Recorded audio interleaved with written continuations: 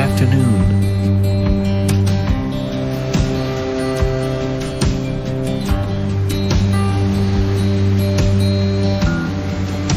Welcome to the Yuckbuckets podcast. We are here with Chris Hurley. I am Buck Yuckett. We are here with Allie Mae, BennyJ, Jared Farron, and Sammy Charles. Chris, welcome to the podcast. Welcome. Thanks. It's like in a yard. Yeah, we were doing like a little yoga. Kind of like the yoga vibe. First question, they asked me to prepare it. Chris, when was the last time that you fell? Like you tripped over your own foot and just fell? And tell me about that. That is a good question. It is. I wouldn't be surprised if it was this morning, but Really? I had to think about that one for a minute. Well, I did fall a couple of years ago to my current wife. For my current wife. That's a good. Oh, I applaud that. I applaud. Alice gives it a went, but I applaud that. You've been married for a couple of years. No, Has it been a couple years? No, Since I've only they been started married dating. about a year. Okay, that's cool. But Yeah, usually I was you gonna fall say. before you get married. That's Yeah, a good usually. I point. hope so. Maybe not in Provo. Yeah. Is love That's falling, or is it a conscious effort?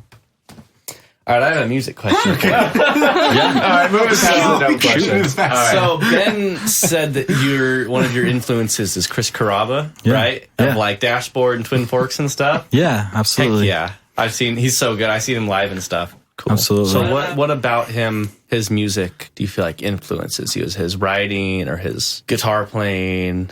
I'd say kind of his writing for sure. Yeah. He's really kind of direct with his feelings and his songs, which is kind of refreshing because there's a lot of kind of theater that mixed with songs sometimes where I feel like his music's really authentic and genuine for his actual experiences. I think Swiss Army Romance, that whole album is definitely like that. Yeah. And I'd argue pretty much anything that they've written, but I also like that his music's all acoustic based. It's amazing. He kind of just started with him and his acoustic guitar and built it into a big band. So That's right. He does start with acoustics, right? Did you like his newest album, Dashboard's newest album? yeah, It was good. Yeah. When was it? How recent was Zane, do you have opinions about the new album? Oh, it was like 2015. Yeah. It was too bad. different. It was like 2013? 15, 16, Yeah, 17. it was after a lot of 8 years or something Yeah. like that. It's I thought it was a little different. He There's had some songs definitely- that were like the old stuff, but he had some definitely songs that different. Yeah, he's were more Did he do poppy. Vindicated? Yeah, that's him. Is that him? Vindicated? Yeah. Okay, because that was a hit. What? I guess I was in middle school, probably the same time you were. that one made it into I think one of the Spider-Man movies. Spider-Man 2. Yeah. Right in the I crowd. was just going to say that. I was trying to figure out Referencing- why Jared had this sneaky smile on his face and he was looking back and forth. I was waiting. Referencing the last one, right? Yes, yeah, exactly. Well, the song we jammed to with him was called Tobey Maguire's the best Spider-Man. Yeah. Anyways. Would you agree? Do you agree, Chris? Well, I actually do agree. That was really? one of the first superhero movies I actually liked. So Nice. So he's better. Yeah. He's better than Tom Holland. And yeah, but I'm not judging from looks because What are you trying to say about I'm Tobey not. Maguire? That he's ugly? no, I'm just saying if you're judging for looks for the newer ones, I don't have that. oh, I don't have that perspective. yeah, you rise unfortunately. above. Well, Vindicated. So, yeah, I think I listened to him a little bit, and I was surprised to see him on YouTube. Chris Carrabba is his name, right? On YouTube singing folk songs. Because, I guess I would call it folk. He's just it's like indie or something. He has a few different projects he's done, and I like all of them. But he has one project that's specifically like folk and Americana. Yeah. I like all that music too. And you told me He's pretty yesterday, diverse as a writer, which I like. you told me the other day that you are kind of like that. Like you like the acoustic indie folk style, but also have punk. So you think you're like a mix of those two things also. I'd say a little bit, yeah. Sometimes I like it a little more chill and acoustic and kind of folk and harmonies and things like that. And other times full fleshed out with the whole band and kind of more like punk rock type. Yeah. And I heard that on the difference between Are You the One and Would You. I feel like there's a line there between rock and indie folk. Yeah, for sure. Chris's stuff is available on Spotify under Yellow Cloud. One word, ladies and gentlemen, Yellow Cloud. Chris, tell us, you've written more than a few songs. You probably have a system down. Or even just a process that you tend to follow. What's songwriting like for you? Songwriting, the way I describe it, it's not really something I do intentionally. It's kind of more a certain like emotion or certain like moment just like really strikes me. The way I've heard it described that really makes sense is kind of you just have to be like a slave to the moment.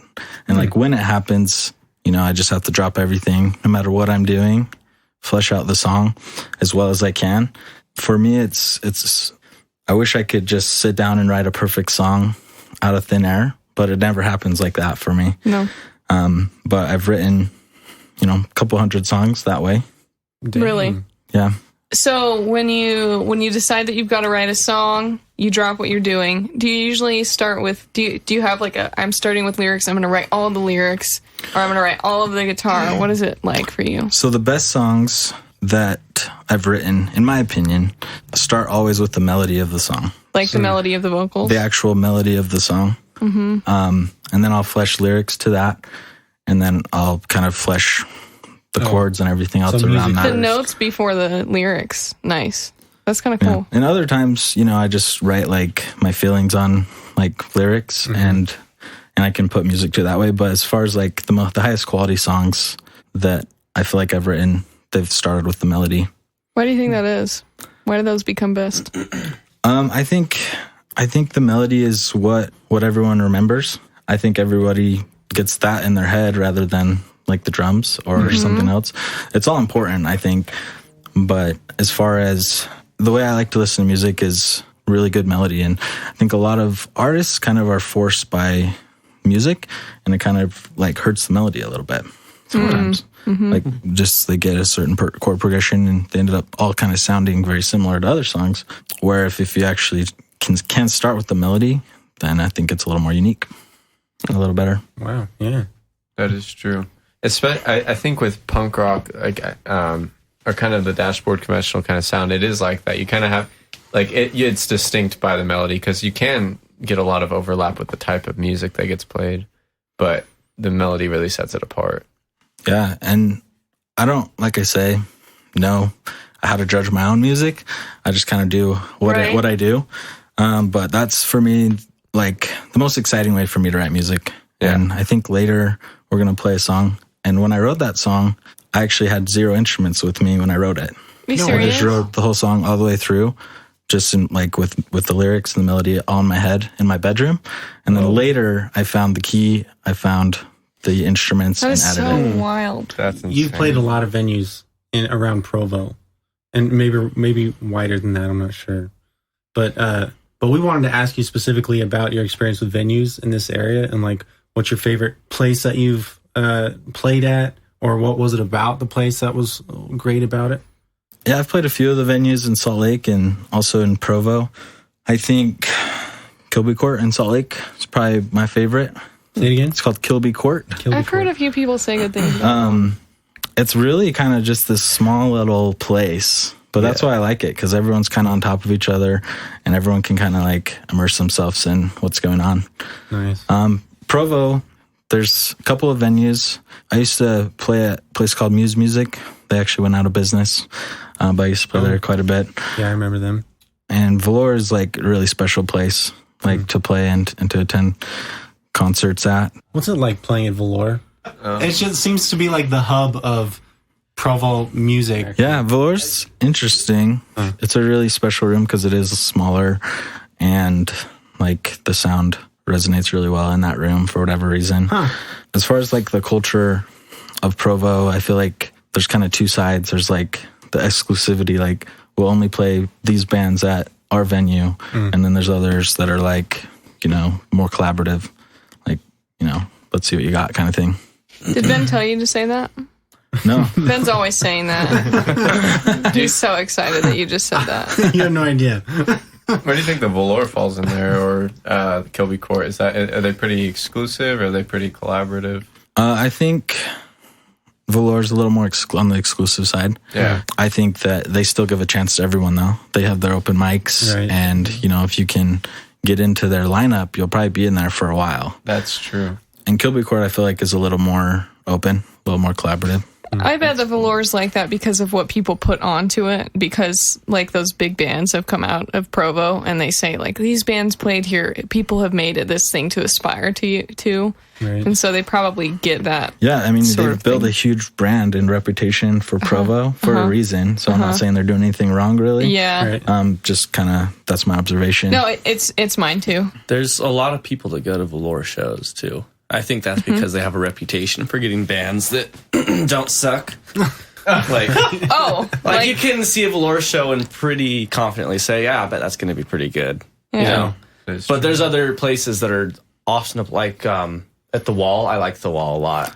Yeah, I've played that. I think their at the Wall a sound is lot. great, but I've gone there and heard bands that were less polished and more polished. And I don't know if I've gone to Velour and heard a band that wasn't super polished. If that makes sense. The Wall was one of my first shows that I played, like, ever. Yeah. And Yeah. and so, yeah, I'd say they're definitely more open to newer sounds and newer people. When was your first show? So my first official show was at The Wall, probably 21. I was 21. Oh, cool. You're 28 now. Wow. Yeah, and I'm pretty religious. I served a mission, and when you come home from like a LDS mission, you're like, you can conquer the world kind of feeling. Yeah. And so that was the first thing I did, was like, I'm going to go play some shows. And that was the first one, was at The Wall, and it was actually with John Allred, who's also like one of my major influences. You can see his sticker on my guitar still, just because he's another one that has really influenced kind of me musically. But growing up, kind of 16, 17, and like I would play like smaller shows for family, and like my mom's got a huge family, so it kind of resembled like a really big crowd. So got a little practice that way, but I don't know if those It's a count. good warm up for the bigger shows. Yeah. Hey, I want to take it back to songwriting. So what advice do you have to people who are just trying to start songwriting? Say Okay. I want to pick up songwriting and I'm having a hard time. I've written some lyrics, I've written some melodies, but like I just can't get a song out. How do I do it?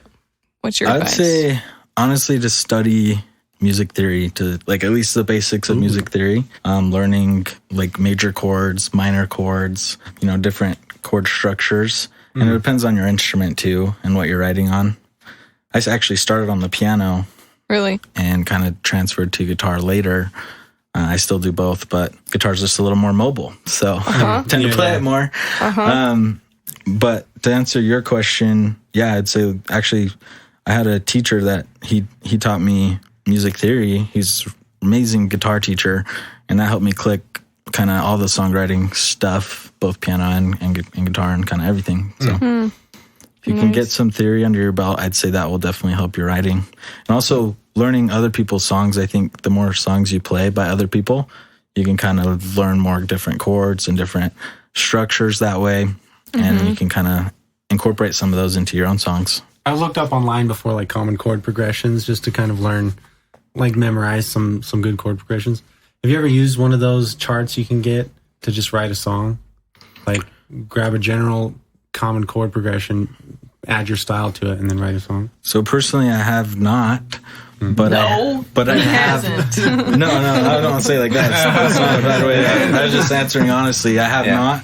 But what I found is some of the chord progressions, what I thought were like pretty cool and pretty unique, are on those websites now. Just because I found that when I came up with a really cool chord progression, I would find it on those charts and be like, oh, this sounds good because it's in our music. You know, it's in like our American music. But yeah, also that came to mind because when you say look into music theory, that's as far as my looking into music theory goes. I'm like, chord progressions, images. I don't know how deep you want to get, but like the circle of fifths is like, if you can understand that, you can pretty much play in any key and understand how all the chords work. I've listened to like a few of the Yellow Cloud songs, but you have a few other projects you've done, right? I'm assuming in like all the projects you've done, have you been like frontmanning, or have you ever played backup guitar or done something that wasn't frontman lyricist, Yeah. The majority of the projects I've done, I mean, I kind of just started out just doing like my own self. Like I didn't know how to incorporate my songs with other musicians when I started. Quite frankly, I just would play as a solo artist. And I started a band called Our Future Selves, kind of with the intent that at some future time I could get those skills, because I wanted to incorporate my songs full fleshed out, full production. And so that band was kind of more alt rock. You know, we were a Provo band. There's a lot of Provo bands. But we took it pretty seriously and raised a Kickstarter and sent out like EP, and like it was a good time. Yeah. The only time I've been as kind of, you know, I wanted to see the other side of it. It was a really short period of time, but I was a part of a band called Suit Up Soldier as a keys player. Cool, I know those guys. Way. Yeah. Nathan, did you know our cousin was in that? Yeah, Parker Banbury? Yeah. Oh, Yeah. So I'm really good friends, you know, with Wes, who's the front man. And I played keys with them for a while. And it was fun. It was a good learning experience. Tell us about kind of the Yoko project. How did it come to be? What was the process like? How did because doing a solo project, was it like you recorded it on your own? Did you have outside help in the studio, or what was that like? Yellow Cloud is kind of an interesting project. It's what I basically plan to release all of my solo music through the rest of my life. And part of that was actually because there's another person on my iTunes and Spotify profile with my same name, and they would just lump us together. Oh my gosh. I saw that. And like I didn't really like that. And the kind of theory behind Yellow Cloud was like kind of twofold. The first is I wanted to use kind of colors to like be a theme for different ongoing like albums. And so yellow is like one of my favorite colors. And so I started with that one. You know, it kind of speaks to like a more joyful theme. And so like the songs on that EP are a little more joyful, even though I have plenty of songs that express like other types of emotions that maybe I'll put on a different album You down can the keep road. the cloud for those? It's going to be like blue cloud. Yeah, blue exactly. Hey. Oh, really? Yeah, That's cool. exactly. And so I'm hoping eventually I'll have the whole thing fleshed out with different themes and emotions, so I cover kind of a broad array of kind of those things. And as far as the actual like how to and like getting it done, I recorded and sang a lot of it. I also had some help on certain instruments that I don't do, like cellos on there. So you have live cellos on it? Cool. Wow. Yeah. And I'm pretty old school when it comes to the music. I really like is natural, or like something that could happen without any computers around. Like I really like am a fan of that with all my music. But yeah, I also had Wes, who's in Suit Up Soldier. You know, he plays pretty much everything. He's a great musician. So he did the electric guitar on there and the drums. Cool. So Nice. Give us a little bit of an introduction to that song. Yeah. Are You the One? okay. I was wondering if this girl I was dating was the one. Whoa. Nice. So I wrote a song It all about makes it. sense now. Yeah, it all came At together. the time. Is it Honestly, your wife? there's a Is it your wife? no, it's not. Actually, She was not the one. No, so that's why you know, You're not it was the a question. Are you the one? Now I have a song called "You Are the One." No, I'm just Right. kidding. I'm just kidding. But you know, every song I write does stem from my personal experiences. Right. So that's just how it goes for me. Nice. So that was one of them. Really quick, we skipped over this thing. Hundreds of songs. Right. You said that, and it's been burrowed in my head ever since you said that.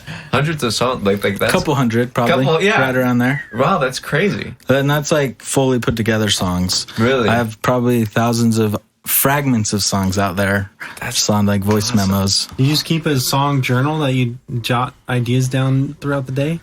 Yeah. Mostly just like my voice memos. Oh, wow. So if I'm driving. Nothing more embarrassing is when someone hears one of your voice memos of Yeah. a song that you were just thinking of. Oh yeah. So I have done like an official song journal too, but I prefer now to kind of just, like I said before, just let it happen, and then when it happens, like Just go with it. yeah. Wow. Let the song speak. Yeah. I like that. Thank you, Chris, for joining us. This has legit been really cool. The people that we have spoken to so far, like, are people that we already know, and so for me at least, it's really cool to see, like, you know, there were answers that I did not anticipate, especially like regarding songwriting and learning about that. So thanks for being so open about it and sharing what you're thinking. And please check out Yellow Cloud on Spotify. I imagine it's on YouTube, Amazon Music, everywhere that you can stream it. Yep, Spotify, Apple Music. Thank you again, Chris. Thank you guys. Thanks, It's fun. Chris.